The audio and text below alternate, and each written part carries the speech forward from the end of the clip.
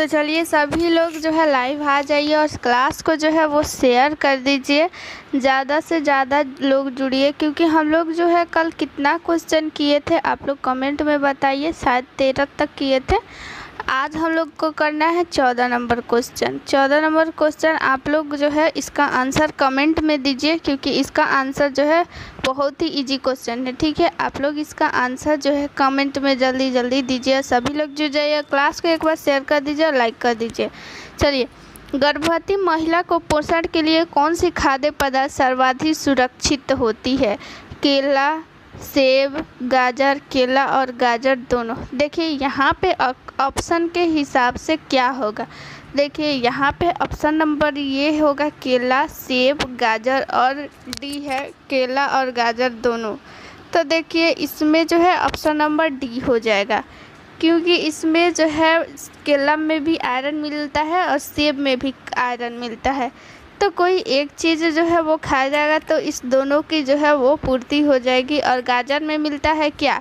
Vitamin A. तो इसीलिए option number D हो जाएगा। ठीक है, अगर वही यहाँ पे जो है यहाँ पे अगर कोई एक ऑप्शन रहता केला या फिर गाजर, मतलब कि यहाँ पे केला और गाजर दोनों दिया है, अगर ऑप्शन में यहाँ पे सेब और गाजर दिया रहता तो भी ऑप्शन नंबर डी ही होता, क्योंकि कोई एक यहाँ पे दिया रहता तो वो आंसर यहाँ पे हो जाता।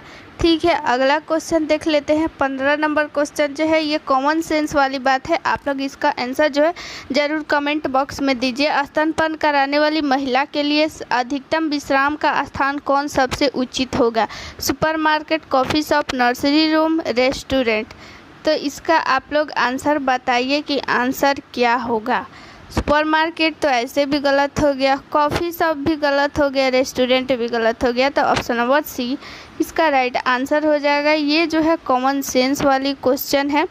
चलिए अब 16 नंबर क्वेश्चन पढ़ते हैं। 16 नंबर क्वेश्चन बहुत इंपॉर्टेंट है, ये जो है सभी को पता भी होगा। तो आप लोग कमेंट में आंसर दीजिए, हम देख रहे हैं। ठीक है, नवजात शिशु की स्वस्थ वजन मान औसत रूप से कितना होना चाहिए? यानी कोई जब बच्चा जन्म लेता है तो उस समय जो है उसका औसत जो है वजन कितना होना चाहिए कि उसको हम लोग स्वस्थ मानेंगे। ठीक है, 2 से 3 केजी, 3 से 4 केजी, 4 से 5, 5 से 6। आप लोग कमेंट में आंसर दीजिए। बहुत लोग का 2 से 3 आ रहा है, किसी का 3 से 4 आ रहा है। तो देखिए इसका ऑप्शन नंबर ए हो जाएगा राइट आंसर। 2 से 3 जो है केजी जो है वो ऑप्शन के हिसाब से 2 से 3 केजी होगा। और ऐसे भी स्वस्थ जो है शिशु का वजन जो है 2 से 3 केजी होगा। और फिर 2 से नीचे वाले जो है वो लो बर्थ बेबी में आ जाएंगे। ठीक है, चलिए 17 नंबर क्वेश्चन देख लेते हैं। 17 नंबर क्वेश्चन क्या कहता है कि स्तनपान कराने वाली महिला को बच्चे को कितने समय तक बार बार स्तनपान कराना चाहिए? कहने का मतलब ये है कि कितने घंटा का कम से कम अंतराल होना चाहिए बच्चे को स्तनपान कराने के लिए, यानी ब्रेस्ट फीडिंग कराने के लिए कम से कम कितना घंटा पर कराना चाहिए? 1 घंटा, 2 घंटा, 3 घंटा, 4 घंटा। तो इसका राइट आंसर आप लोग ऑप्शन में दीजिए, ठीक, कमेंट में दीजिए। चलिए कमेंट देख रहे हैं, 2, 3, 4 बहुत सारा ऑप्शन आ रहा है। तो देखिए इसका राइट आंसर हो जाएगा option number C. Option number C यानी 3 घंटा के अंतराल पे वो जो है कराना चाहिए।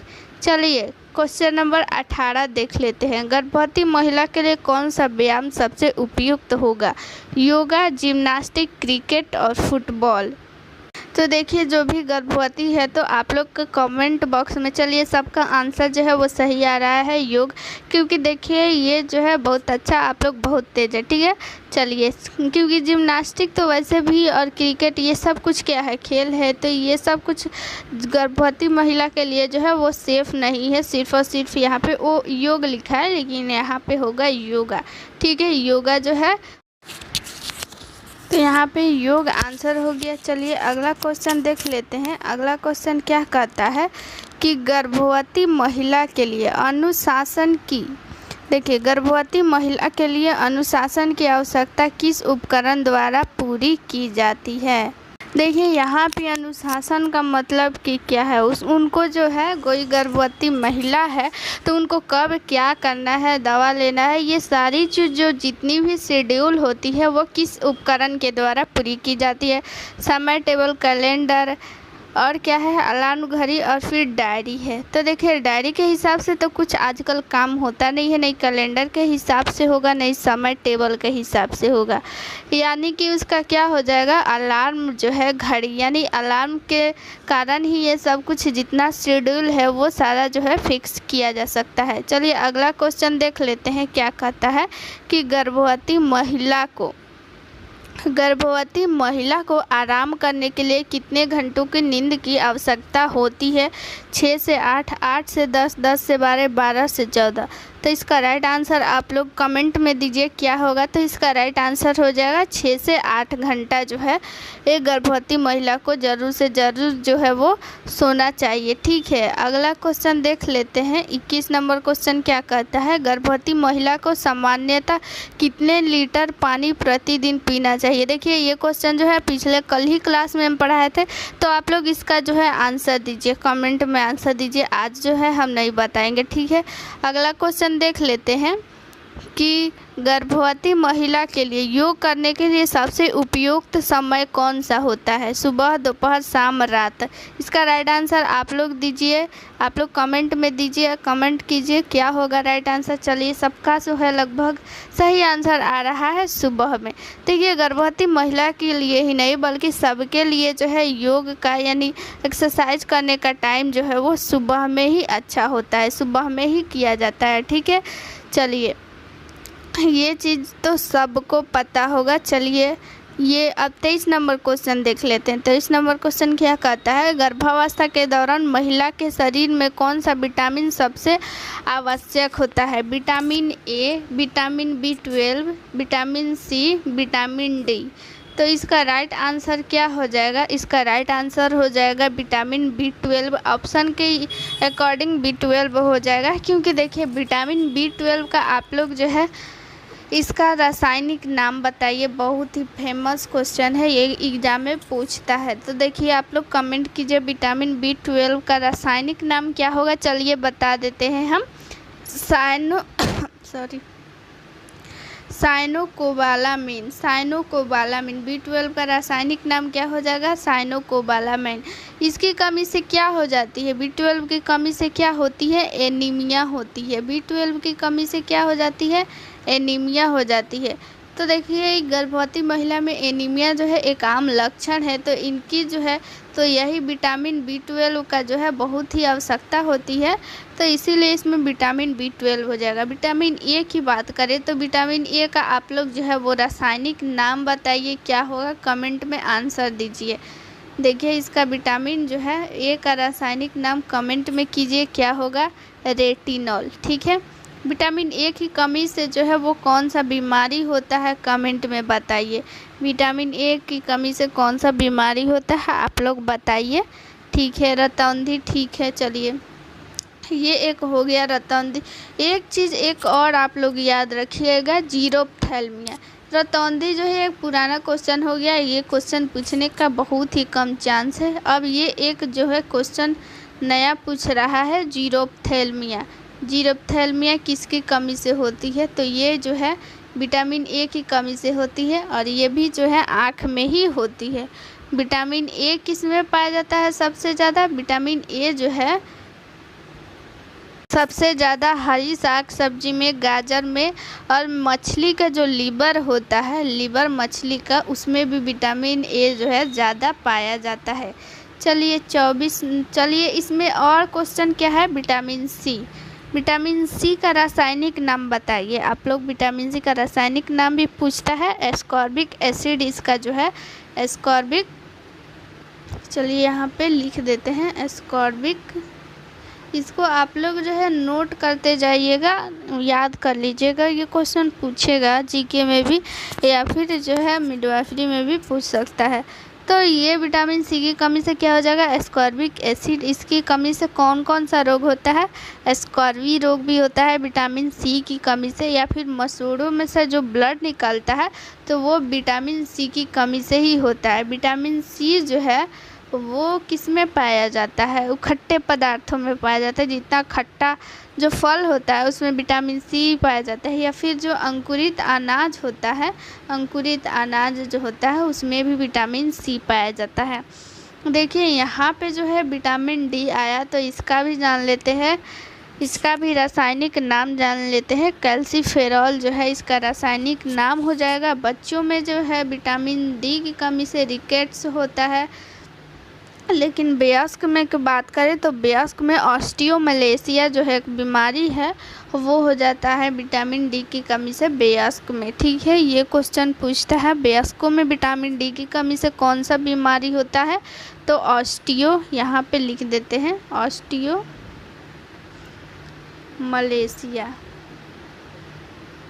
ठीक है, ऑस्टियोमलेशिया हो गया, ये आप लोग याद रखिएगा। विटामिन डी बात करें तो विटामिन डी किस में पाया जाता है, सबसे ज़्यादा जो है अगर प्राकृतिक स्रोत की बात करें तो प्राकृतिक स्रोत में जो है वो सनलाइट यानी सूर्य के प्रकाश में जो है वो विटामिन डी पाया जाता है।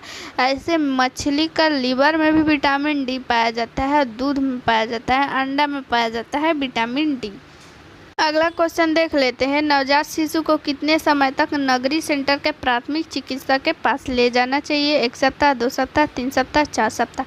तो इसका राइट आंसर हो जाएगा 3 सप्ताह तक जो है वो ले जाना चाहिए। चलिए नवजात शिशु, अगला क्वेश्चन देख लेते हैं 27 नंबर, नवजात शिशु को बॉथरिंग वस्त्रों की आवश्यकता कितने समय तक होती है, 1 सप्ताह, 2 सप्ताह, 3 सप्ताह, 4 सप्ताह। इसका राइट आंसर क्या हो जाएगा, 2 सप्ताह। 2 सप्ताहों तक जो है यानी कि 15 दिनों तक है, यानी आधा महीना तक जो है वो बॉथरिंग वस्त्रों की आवश्यकता होती है।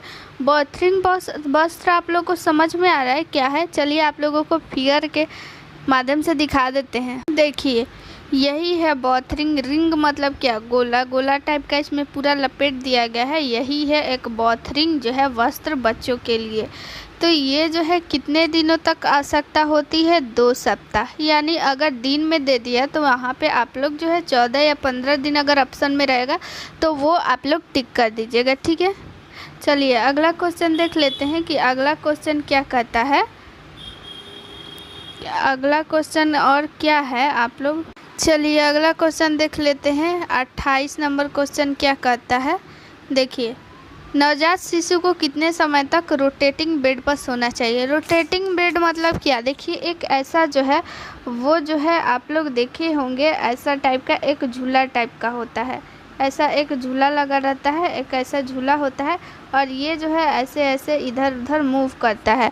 तो यही जो है इसी बेड पे कितने समय तक सोना चाहिए, 1 महीना, 3 महीना, 6 महीना, 9 महीना। तो इसका राइट आंसर हो जाएगा 6 महीना।